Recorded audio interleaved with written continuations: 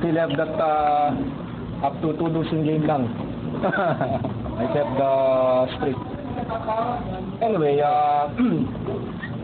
actually, like what I told the players before the start of the game, my battle cry was, we will prevail. So confident that the last 2 games that we lost was a for a fact it was a crucial games for us. But the manner that we lost that game showed a little bit of a character. I think I've coached in the UAP for more than 120 plus games.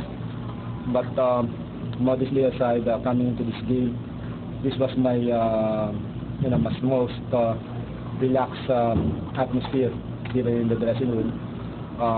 I think the players wanted to do something.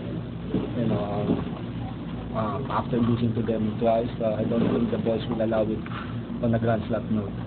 Luckily we survived. That's what I mentioned in previous newspapers.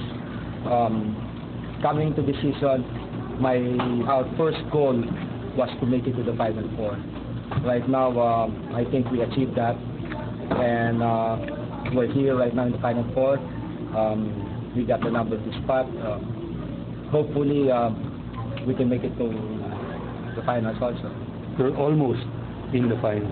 Yeah, it's still until the buzzer, until I hear the buzzer that it's all over the 3 victories coming, then I'll say that we're in the finals already. But right now, I'm just happy the way we perform. I think it was really an acid test on our part because it's so hard to motivate the players. In fact, like what I mentioned to them, after game Saturday between Enyo and Adam and Ateneo, if I'm not mistaken, it was a Sunday or a Monday, the topic in the Daily Bread book was second chance.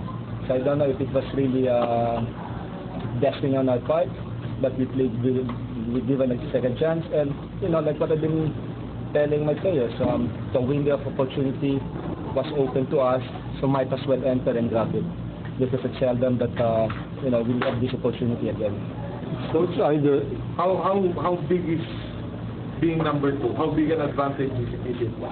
Well, coming to this game, number 2 is we don't play Thursday right away, because that's the hardest part. Actually, that's my additional motivation on the part of my players. We win today, we take the day off tomorrow. either USC or Ateneo. Me, and I think the school per se,